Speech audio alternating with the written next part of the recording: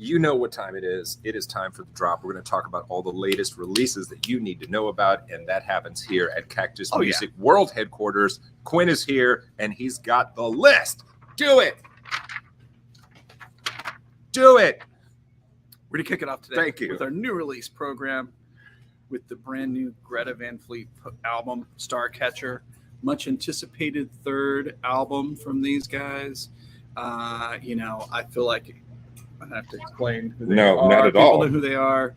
Super Zeppy, early 70s influenced rock and roll. This record was recorded in Nashville. I think a couple of band members live there now. With produced by Dave Cobb, who is really kind of known as an Americana producer, but can get great sounds out of anything. Oh my God! Doing. The legendary, the iconic. Come on, man. Yeah, I mean Sturgill. If you just want to look at a career, go to Wikipedia and put Dave Cobb in there. Look at all the stuff that he's worked on. He is making a ton of great records. No, that's good. I apologize. I don't know what you think about this. I think that they are somewhat of a divisive band. Like you really hear people like hate on these guys 100%. They called them derivative, just fake, uninspired, and Led Zeppelin ripoff, whatever.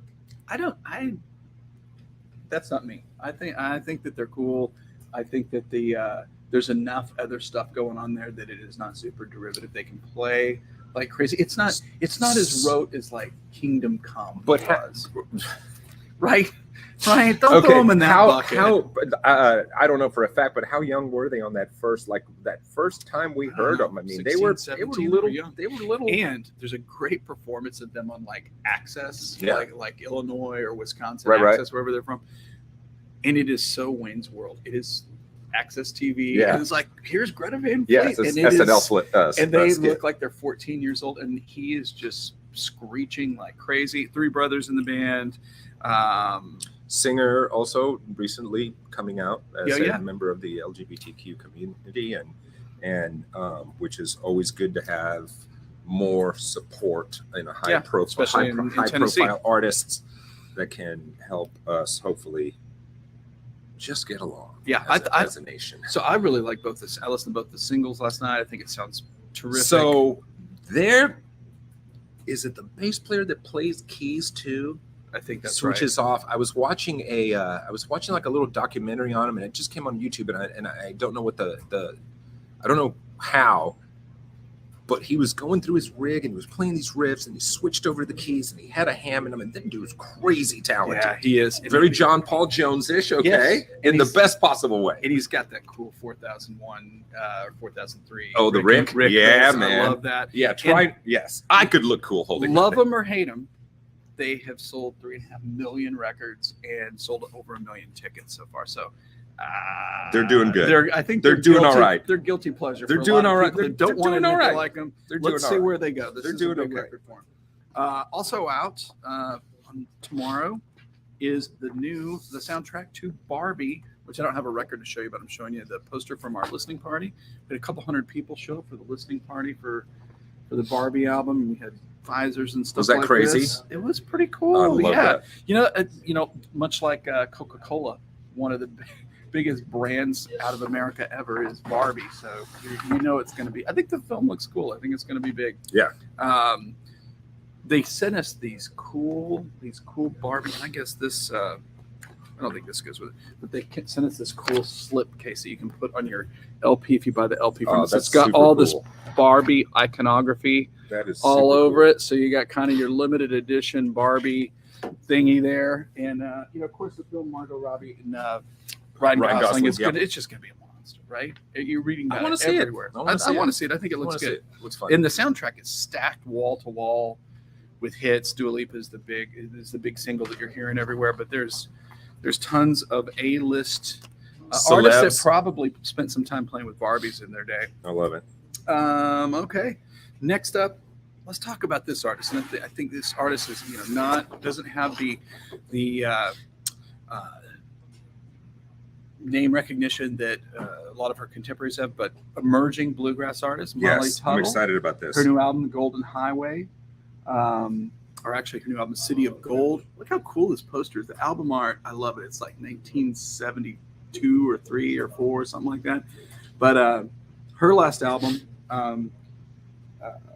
Crooked Tree won the Grammy Award for Best Bluegrass Recording, Best Bluegrass Album last year. She's an amazing flat picking guitar player. She can improvise, which a lot of artists in that medium don't do that well. It's like you don't mess with the bluegrass, but she comes out of a kind of jam band community. She's a spectacular singer, does impeccable covers. I think you're just going to be hearing so much about this artist this year, and I'm excited about this record. And if you purchase the album from us, you get one of these posters. They send us a whole bunch of these, and man, it is super cool. So hey world, check that out. New Molly Tuttle record. You can say you heard it here first. I love it. On the drop. There's a new tribute album. You heard about this? The Dig Me Out? Yes. The Dig Me In, Dig Me Out covers album. And this is a salute to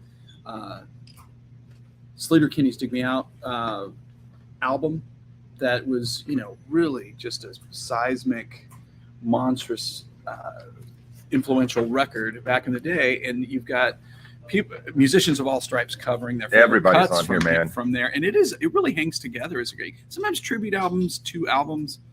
I think this is pretty great. Look, man, St. Vincent, Wilco, Margot Price, Courtney Barnett, Black Belt Eagle Scout, which we talked about a while back, and I still go back and listen to that. I know, because I like that a lot. Linda Linda's, Jason Isbell, and Amanda Shires. There you go. If that doesn't sell the record, I can't help you. And so, from time to time, you'll pull out something and we'll talk about it. And I'm like, I missed it.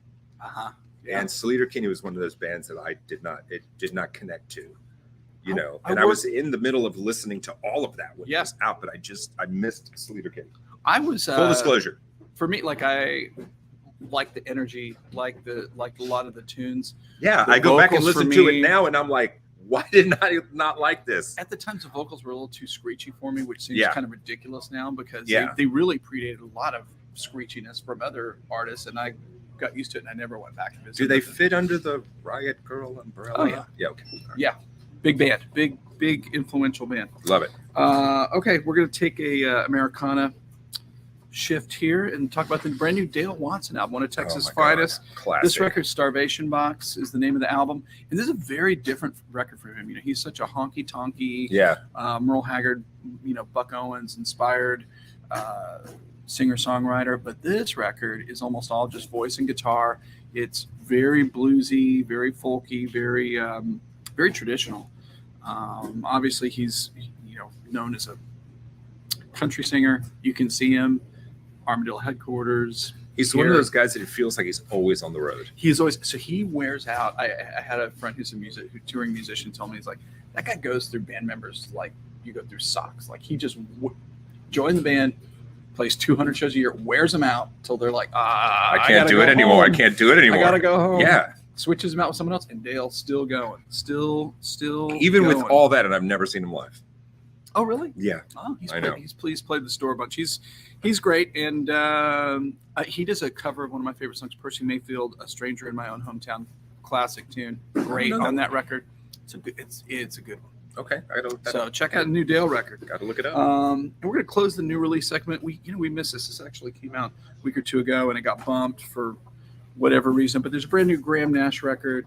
I feel like everybody knows who Graham Nash is. He's 100%. An architect of 2 of the great musical movements, the 60s British Invasion as part of the Hollies, and then, of course, the Southern California Laurel Canyon scene with Crosby, Stills, Nash, and Young Joni and all of them. And he's one of the greatest tenor singers in history and one of the greatest songwriters ever. And I will tell you that I feel like his profile as a songwriter isn't higher because so much of his work is nestled in collaborative efforts with other artists. Point. But he really is. And I'll tell you, these later records by him have they really stand with his body of work. There's really consistent quality. I think a lot of heritage artists, people buy those records like, I don't really like it so much. His voice is there. Always took care of his voice, and his songwriting's great too. So check that out if you're a Graham Nash fan. On the racks now. Got to meet him once. Oh yeah, we did a thing here at the store with him. Yeah, sweet guy. He's cool. Yeah, sweet guy. Cool. The ultimate. If you're in a band with Stephen Stills, right, and David Crosby, sure, you're the good cop, right? You're the good cop. Come out smelling like a rose. Okay, we haven't featured one of these releases for. This is really cool. I saw that on the list. I didn't listen to it, but I saw it on the list. There are Record Store Day sanctioned records where it'll be a single. Sometimes it's a cassette single. Sometimes it's a 7-inch. Sometimes it's a 12-inch. But it's new music from an artist, and in this case, you buy it for $3 or whatever. $3. $3. Look at this. New Killer Mike on white vinyl. Look at that. One half of Run the Jewels. Run the Jewels, yep. People love them on the Loma Vista label. And the great thing about this, you buy this 7-inch, you dig the 7-inch, you love it. It comes with a coupon. You can save $3 when the album comes out. So it's like you're getting saving you money, for free. People. Yeah, getting the single you're for losing free. money by not buying this. You're losing money by not buying this. And these are going really quickly. So if you're a fan, you want to pick one of those up, and they're all done as limited editions. They always sell out. It's just a great way to launch new music. I love that. So there you go, Killer Mike. Let's talk about some reissues. People love the reissue segment of our one of the program, most popular. One of the most really popular is. segments. The letters just keep coming about that one. Yes, I'm amazed people still write letters. That's devotion. Our fans write letters. People that own turntables have stamps, envelopes, and stationery. You're just on the fortnight. Right, it's a quill pen, by candlelight. Dearest Ruben, got it. I heard you discussing the. It was with great reverence and passion. Okay. This is available again. This has not been available again on new vinyl in years. This is the Stones' Metamorphosis. What you need to know about this record? This is all outtakes from '64 to 1970. Holy Toledo!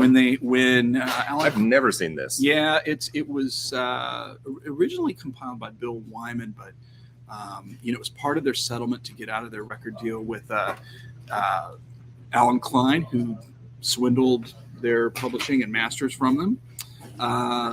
They were obligated. They had the rights to put this out, and of course, this is. Do you remember the Made in the Shade Stones compilation? It's got the girl laying on the with this little Stones suntan thing. That came out the same year because the Stones did a huge tour of Americas in '74 and '75, and this was to capitalize on that. When it kind of had a soft landing when it came out because it's a bunch of rarities, but Glenn Davis and I have talked about it's like this record hangs together really well, even though it spans 6-7 years of recordings, and it's all outtakes, it's demos. It's pretty great. So finally available again. It's a fairly divisive record. Some people really like it, and some people really don't. There's apparently the duo of Jagger Richards wrote a lot of music. Apparently, they wrote a lot of songs. And the funny thing, so Bill Wyman compiled this for release. In conjunction with, because it's better to be if you can't stop it, it's better for you to have a say in the content that comes out. Well, Alan Klein, who owned the Stones, who owned the Jagger Richard publishing, Bill Wyman had a bunch of covers and stuff on there. He's like, we need more Jagger Richard songs because that's where I make all the money.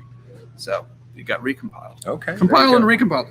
And, really in the same breath, let's talk about this guy. Sadly departed, one of the greatest drummers ever, swinginest guys, Charlie Watts. This is Charlie Watts' Anthology. And if you did not know, Charlie also had a very successful career as a jazz drummer. Big band. Put together big bands, and the records are terrific. The cool thing about it, if he was known for anything, it was his understatement, and he was very well known for seeing himself as an admirer and not a contemporary of all the jazz greats like Charlie Parker. He was just keeping that music alive and carrying the torch for it. This features 3 unreleased tracks, and this is worth checking out if you're not familiar with his work as a jazz drummer. Check it out. It's very, very rewarding listening. Love that. That's a good pick, man. And keeping our kind of Stonesy, groovy 70s vibe going. So this label, we've featured several titles on the Soul Jazz Records label, which traditionally they used to do a lot of hip hop and soul and jazz comps, but they do like punk comps, and we featured a hip hop, the early disco compilation a few weeks ago. This is Delta Swamp Rock, sounds from the South at the crossroads of rock, country, and soul. There's the Allman Brothers right there on the cover. This is really a cool collection of groovy stuff, which you may or may not. There's some big names on there, but not they're songs that you might be overly familiar with. This really kind of takes it in a a funkier country soulful way. So yeah, there's this is a collection. You've got Tony Joe White and Bobby Gentry, Leon Russell, even Big Star, Waylon Jennings, Bob Skaggs, Linda Ronstadt, Leonard Skinner. But again, not their most well-known material, just songs that are kind of cut from the same cloth in production style. I mean, this is a really great compilation. And Cher, Cher did a record at Muscle Shoals, which is a very very collectible, and with all the guys that played on Wilson Pickett records and stuff. So that's cool. So that's our funky 70s rock and roll vibe right here. Then we talk about archival releases. Again, archival releases, those are older recordings that had never seen the light of day, and we've got two really great ones to talk about. On the 90th anniversary or 90th birthday of Nina Simone, this is out on Friday. This is You've Got to Learn, and I like they put the sticker on there. Happy birthday, Miss Simone, 90th birthday. This is a recording from July 2nd, 1966 at the Newport Jazz Festival. And of course, most of those big festivals back in the day were recorded, and a lot of them never came to light because especially jazz artists work really quickly. There's always the tapes always roll, and there's a new record coming out. So sometimes even though they had a lot of it is everyone live, just So a lot of times the recording that is really highly that they might feel is great. A live recording gets replaced and released by a studio recording. So and this has never been available, and people are flipping out that it's like supposedly one of her best live recordings ever. So if you're a fan, that's the one to celebrate her 90th. Check it out. Another great lady of song, pop singer. Yes. Everybody knows Carole King. This is Home Again. The mighty Carole King. And another archival live recording, never been available before. This is from Central Park, New York, 1973. She filled the park. This is, again, professionally recorded. I think there's maybe people think some of these archival recordings, the sound quality is not there, or it wasn't. There was a reason why it wasn't released back in the day. But I like that. I like hearing those kind of raw, imperfect. Yeah. This recorded in front of 100,000 fans at Central Park, produced by her legendary Ode Records producer, Lou Adler. You get all the hits. They stopped doing that too, man. Those massive, remember when Simon and Garfunkel did that thing? It was big. Who didn't know that? Oh my God. It was just amazing. Yeah. I mean, that's one of those that you watch it and you're like, man, I wish I was in that crowd. This is a really fun listen because, she really kind of doesn't get her due as she gets her due more as a songwriter than a singer. She's in peak voice here. It's just a cool record, and her running down a lot of hits she wrote for other people too. So check that out if you're a fan. Okay, we're going to feature, as we always do, some jazz reissues, baby, and we really packaged this together. There's a label called the Jazz Dispensary, and they're really in the business of elevating music that never really found an audience. Right. Originally, records that might not be great records, but there's something about them that's compelling that that they have a great appreciation for and that you should hear. So they have there's 3 records that they're from the Prestige label that they have reissued, and they're very different records, and let's talk about them. Leon Spencer, Where I'm Coming From. And what you need to know about this is a very funky record. This is starts with Superstition. Starts with Superstition. You got Stevie Wonder covers, Curtis Mayfield covers, you got Marvin Gaye covers on there. This is he's a organist, and man, I like this record a lot. It's is it jazz? Is it soul? Is it? It's just good. Yes, it is. All those things. It's just good. And I can see why I'd never actually seen this record. And a lot of these records that Jazz Dispensary is involved with, they only got issued one time and then kind of sank into obscurity. And they're very expensive records if you had to locate an original. So it's great that these are back on the shelves. And I listened to just the 3 cuts that Give Me Your Love, Curtis Mayfield, Superstition, Stevie Wonder, and Trouble Man by Marvin Gaye. Awesome. Lots of groovy, funky. Lots of good folks on here playing along too. Yeah, really great. Some good artists on there. Next up is Jacques DeJohnette. His record Sorcery. And I will tell you, we talk about this sometimes. This album sounds like what the album cover looks like. It is kind of spooky, kind of meandering. moody, dynamic, meditative, trippy. At times, it's kind of Hendrixy. Photos on the back are really great, man. They are rocking it. Again, this is a record that's probably technically within.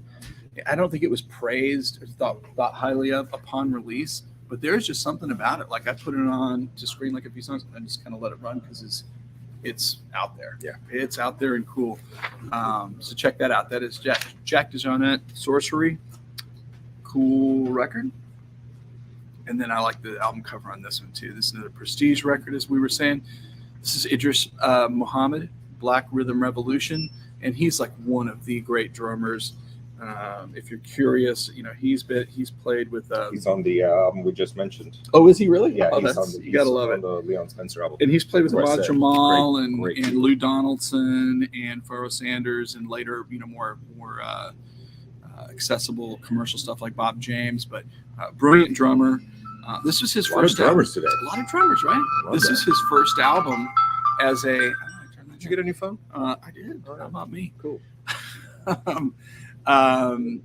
His first album as a solo drummer on playing other stuff. He was born in New Orleans, and that really kind of comes into play with with what he does in 1970. And this was, you get the great Melvin Sparks on guitar.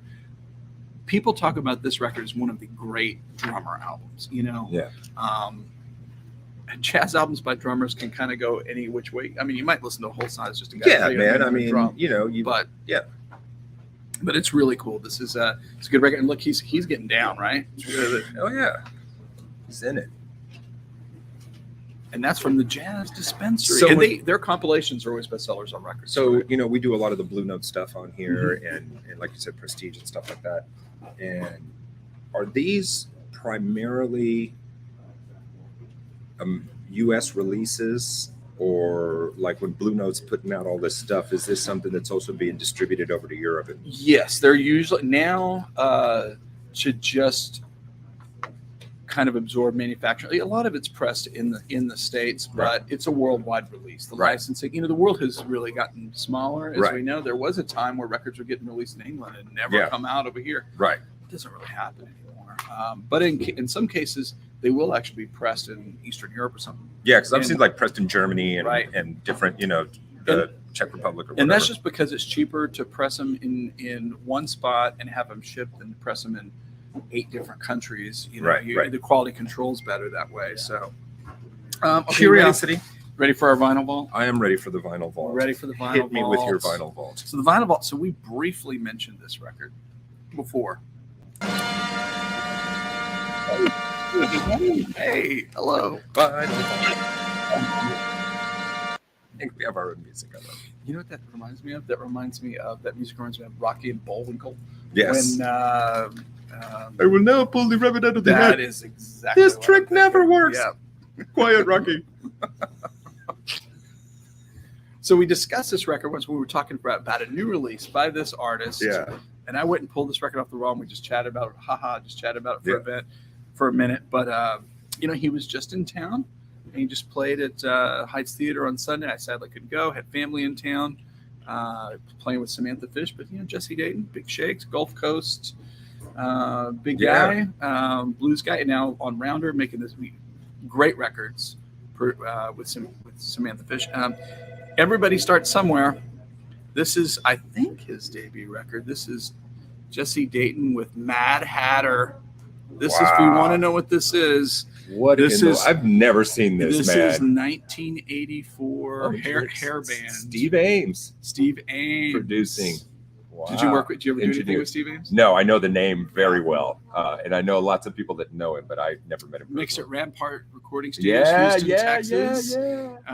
This is so cool. Jesse and company made the drive to Houston from Beaumont to cut this record here at Rampart Recordings, and there's really not much details about the record other than it's arranged and produced by Eric Tucker and Jesse Dayton. I don't know where 1984 is. 1984. God, he was just he's a wee teenager. Pup. Yeah. Then he was God, I should know this. I'm gonna get people. I'll be killed for this.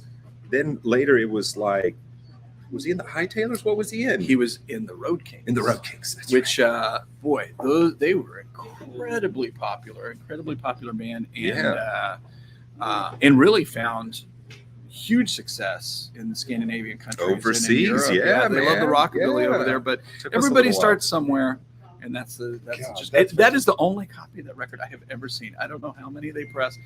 Check out, it looks like somebody got their big banana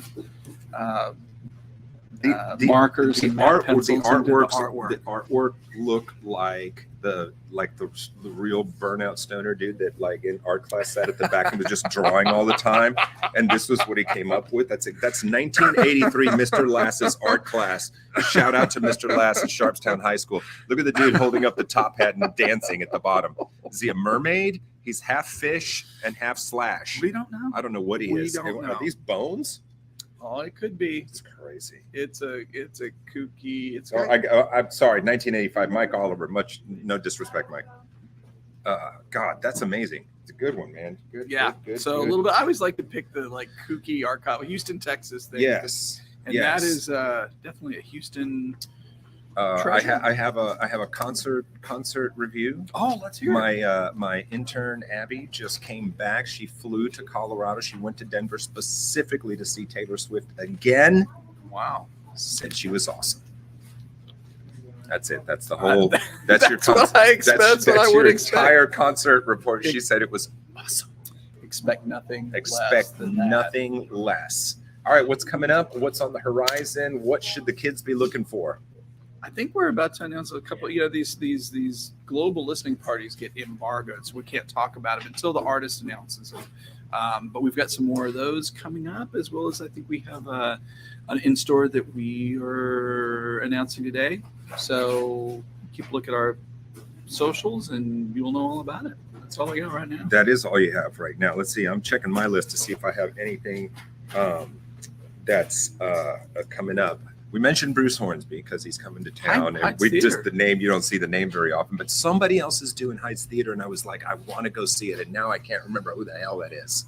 Well, and I think X is coming. Oh, I saw X. Yeah, I saw X was at like House of Blues, I think. Yeah, was announced. That'd be a good show. Oh, they're always great. I mean, I haven't seen them in years. I saw them open for Blondie, and so you saw them way back. No. This is actually one of these reunion kind of shows. Okay.